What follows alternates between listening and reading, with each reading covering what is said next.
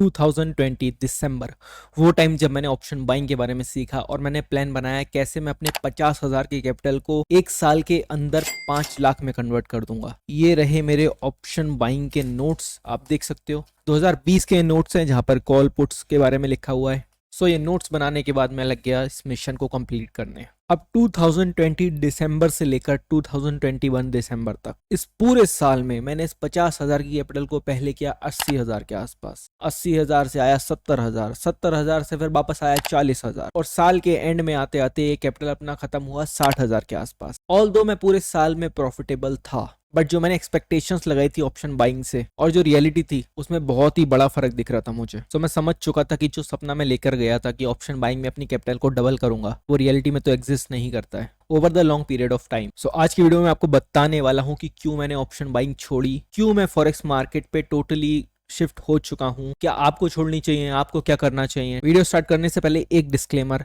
इस वीडियो के जरिए मैं आपको बिल्कुल भी नहीं बोल रहा हूँ कि आप ऑप्शन बाइंग छोड़ दो या फॉरेक्स ट्रेडिंग में आ जाओ। I am just sharing my personal opinion जो मैंने मार्केट में फील किया है और मुझे लगता है काफी सारे बंदों की ये प्रॉब्लम होगी। होप आपको इससे कुछ सीखने को मिले, अगर आपको वैल्यू मिलती है तो आप इसको अप्लाई कर सकते हो। ठीक है, चलिए शुरू करते हैं। हाँ जी, देखो इंडियन मार्केट छोड़ने के आपको अपने रीजन बताता हूँ पहले मैंने क्यों छोड़ा। ये है अपने चार्ट ट्रेडिंग व्यू, ठीक है। ऊपर है अपना यूरो यूएसडी 15 मिनट का चार्ट, ये देखो कोने में, और यहाँ पर लगा रखा मैंने निफ्टी 15 मिनट पे। अब एक चीज बताता हूँ आपको पता है मैं स्ट्रक्चर ट्रेडर हूँ, मैं सबसे ज्यादा प्रायोरिटी देता हूँ मार्केट के स्ट्रक्चर्स को ट्रेड करते हुए, वो मेरा ब्रेड एंड बटर है। सबसे पहली चीज जो मेरे लिए मायने रखती है वो होती है मार्केट के प्राइस के स्ट्रक्चर। अब देखो प्राइस यहाँ से ऊपर जा रहा है, ऊपर जाने के बाद यहाँ इस डिमांड एरिया के आसपास है, ठीक है।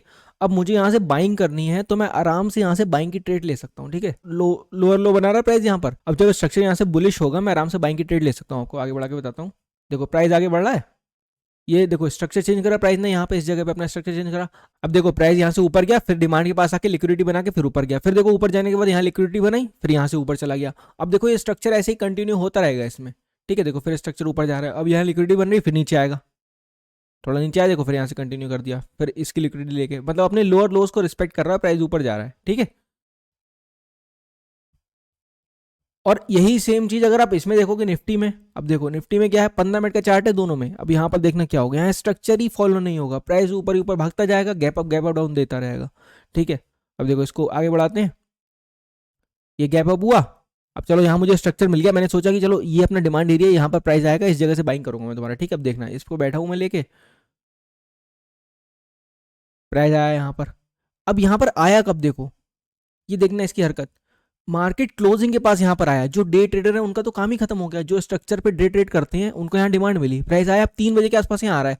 अगले दिन क्या हुआ, यहाँ से गैप ओपनिंग हो गई, पूरे दिन मार्केट ने मोमेंटम ही नहीं करा। देखो पूरे दिन मोमेंटम नहीं करा, ऐसे ऐसे तोता बन गई, बिल्कुल साइड में घूम रही है। अगले दिन क्या करा, फिर देखो फिर ऊपर आने के बाद अब मोमेंटम देखो मार्केट में कैसा कर रही है, उसके बाद क्या है, फिर गैप कर देगी। तो डे ट्रेडर्स के यहाँ स्कोप ही नहीं बचता है। देखो अगर आप स्ट्रक्चर ट्रेड करते हो और आपने देखो ये देखा यहाँ से बुलिश हो रहा है प्राइस, इस जगह से बाइंग आई थी, अब यहाँ अगर मैं अपनी ऑर्डर ब्लॉक को डिमांड मार्क करके यहाँ से बाइंग भी करता हूँ तो इंट्राडे वालों का तो काम ही खराब हो गया यहाँ पर, कि भाई हम कैसे ट्रेड करेंगे इंट्राडे वाले, हमें तो स्कोप ही नहीं बचा यहाँ पर। अब इसको आगे बढ़ाता हूँ, प्राइस को खुद देखना, जाके खुद देखोगे कुछ समझ में आएगा। तो कहने का क्या मतलब, स्ट्रक्चर सही से फॉलो नहीं होता है इंडियन मार्केट्स में और मोस्टली साइडवेज रहती है। देखो अब देखो ये क्या है, यहाँ से कैसे कोई बाइंग करेगा, इस स्ट्रक्चर में कैसे ट्रेड कर पाओगे आप, मुझे ये बताओ। यहाँ पे ये क्या बन रहा है, ऐसा लग रहा है तोता बना हुआ है, ये तोता उड़ रहा है। फिर यहाँ पे क्या बना है, ये कैसा स्ट्रक्चर बना है, यहाँ से नीचे आ रहा था प्राइस, कुछ बीच में इतने बड़े गैप है, गैप भी फिल नहीं हो रहा है, फिर ऊपर जा रहा है। यहाँ पर देखो इस जगह पे कैसा था प्राइस, कि मुझे पूरा एंट्री के मौके दे रहा था, बार बार नीचे आके डिप में मुझे एंट्री के मौके दे रहा था, बार बार मौके दे रहा था। यहाँ चांस ही नहीं है एंट्री लेने का स्ट्रक्चर के हिसाब से। बाकी आप कैसे भी ट्रेड करो, जो market structure price action trade करते हैं उनके लिए ये बहुत बेकार प्राइस एक्शन है, ठीक है। पहला रीजन अपना ये है कि मुझे स्ट्रक्चर सही से समझ नहीं आते हैं कि कैसे आप डे ट्रेडिंग के लिए ट्रेड करो। स्विंग ट्रेडिंग करते हो तो आप ले सकते थे यहाँ ट्रेड, बट वो ये कि हम तो डे ट्रेडर वाले हैं। ओके, दूसरा रीजन अपना है थीटा डिके, जो कि आप में से मोस्टली लोग जानते हो। देखो ट्रेडिंग आपको वैसे ही पता है कि इतना हार्ड है, इतना कॉम्प्लिकेटेड है, उसमें आपको साइकोलॉजी, रिस्क मैनेजमेंट, सेटअप्स लेके पता नहीं कितनी चीज़ों को आप एक साथ इनलाइन करोगे तब जाके एक प्रॉफिटेबल आपका ट्रेडिंग सेटअप बनेगा, जिसमें आपको साइकोलॉजी से लेके सेटअप से लेके आप risk management, market conditions, price action, बहुत सारी चीजें, सब चीजें एक साथ कंबाइन होगी तब जाके आपके पास, तब जाके आपको एक सिस्टम मिलेगा जिससे आप प्रॉफिटेबिलिटी बना सकते हो। बट जैसे ही आप ऑप्शन बाइंग में आते हो आपकी जो विनिंग प्रोबेबिलिटी है वो वैसे ही 50% से लेके 30% पे आ जाती है। थीटा डी के क्या है, आप अगर स्ट्रक्चर ट्रेड कर रहे हो, देखो इसी स्ट्रक्चर को लेते हैं, मान लो इसमें आपने बाइंग करी भी, देखो मान लो आपने इस जगह इस ये पिन बार बनी, इसकी हाई पे ब्रेक पे आपने एंट्री ले ली मान लो इस जगह पे। जो ट्रेडिंग वाले हैं ऑप्शन करते हैं उनको पता है, मैं भी करता था तो भी आपको बता रहा हूँ, ठीक है। यहाँ मैंने एंट्री ले ली, अब स्टॉप लॉस रखा मैंने अपना इसके नीचे रख दिया, ठीक है। प्राइस क्या है, इतनी बड़ी रैली मार दी, जितनी ये रैली मारी ना सच बता रहा हूँ आपको, इतनी यहाँ तक रैली पड़ी है। और इसके बाद जब ये कैंडल नहीं चाहिए और ऑप्शन का प्राइस है ना, ऑप्शन का प्राइस यहाँ तक नहीं आया होगा, ऑप्शन का प्राइस यहाँ से आके सारे ये सब स्टॉप लॉस लेके गया होगा, पूरे लो के इन सब के स्टॉप लॉस ले गया होगा जो आपके इसके सिस्टम के हिसाब से पड़े हुए हैं। सो फायदा क्या हुआ, हम निफ्टी को ट्रेड कर रहे हैं स्ट्रक्चर के हिसाब से, ऑप्शन अपना अलग ही मूव कर रहा है, तो एक अलग दिक्कत आती है थीटा डिके की। और ट्रेडिंग आवर आप तो एक तो लिमिटेड मिल रहे हैं, पहली बात तो 3 4 5 घंटे आपको ट्रेडिंग में मिलते हैं, उसमें भी मार्केट कई बार आपको ऐसी मिलती है, ऐसी मार्केट में क्या ट्रेड करोगे आप। जो ट्रेंडिंग मार्केट होती है वहां पर इतने इतने बड़े गैप्स आ जाते हैं जो इंट्राडे वाले कर नहीं पाएंगे, तो बंदा करे तो करे क्या। अब इन लोगों ने करा क्या है, इंट्राडे में मार्केट कर दिया आपने साइडवेज, जो ट्रेंड आना है उसमें आप सारे गैप लगा दोगे, तो इंट्राडे ट्रेडर वाला है उसको तो कहीं से ट्रेड करने का वो मिला ही नहीं कि कहाँ से ट्रेड करेगा वो। तो दूसरा रीजन ये है मेरा थीटा डिके कि भाई ये देखो ये एसएल हंटिंग ऐसी होती है यहाँ पर थीटा डिके के जरिए, और आपका वो जो है स्ट्रक्चर। अब मैं फॉरेक्स मार्केट में शिफ्ट हुआ, उसका तो आपको रीजन पता चल गया है, बाकी जो फॉरेक्स मार्केट के फायदे हैं वो आपको बता देता हूँ। देखो पहला रीजन जो है मेरा फॉरेक्स मार्केट में शिफ्ट होने का वो है ट्रेंड राइडिंग। मतलब यहाँ पर स्ट्रक्चर देखो कितने प्यार से फॉलो होते हैं, पूरे प्रॉपर स्ट्रक्चर बनते हैं यहाँ पर, प्राइस के जैसा स्ट्रक्चर बन रहा है, कोई गैप का झंझट ही नहीं है।